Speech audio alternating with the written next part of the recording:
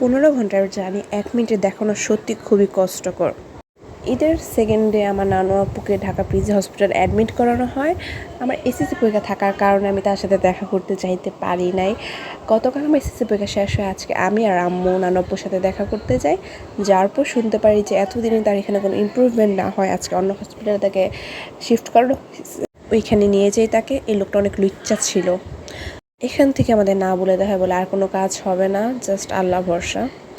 তাই নানু আপুকে নিয়ে আবার আগের হসপিটালে যাচ্ছিলাম। যাওয়ার পথে দেখি রাস্তায় কিসের জানি আন্দোলন হচ্ছে।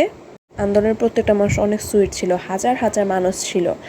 জাস্ট আমাদের গাড়িটা কি তারা যাইতে দিয়েছে না, অ্যাম্বুলেন্সটা, তারা অনেক সুইট ছিল। আজ ঢাকা প্রচুর গরম ছিল। আমি জাস্ট আল্লাহকে একটাই কথা বলছি, আল্লাহ একটু বৃষ্টি দাও। অ্যান্ড মাঝ রাস্তা আমার জুতাটাও আমার সাথে বেমানি করে, সো আমাকে জুতা আবার সেলাই করতে হয়। এখানকার হসপিটালের বিল্ডিংগুলো এত বড় বড় ভাই, আমার তো দেখে মাথায় ঘুরতেছিল। দেন আমরা মেট্রো দিয়ে আসি। আমি লাইফে ফার্স্ট টাইম মেট্রোতে উঠছি অ্যান্ড ফার্স্ট টাইম আজকে আমি অ্যাম্বুলেন্সে উঠছি। যেহেতু বাসে বমি করি তাই আমাকে আজকে আম্মু বললো চলো তোকে মেট্রো দিয়ে নিয়ে যাই। দেন এগেন বাসে আবার উঠলাম। আজকে আমি সারাদিন ঘুরলাম, একবার বমি করি নাই। জিনিসটা আমার ফ্যামিলির জন্য খুবই সারপ্রাইজিং ছিল, বিকজ আমি বাসে উঠলেই বমি করি। আমি সারাদিনে কিচ্ছু খাইনি, জাস্ট একটা সিঙ্গারা খাইছি, এক গ্লাস শরবত খাইছি। বাসে উঠে আমি সারা বাস ঘুমাইতে আসি, সারা রাস্তায় আমি ঘুমাইছি।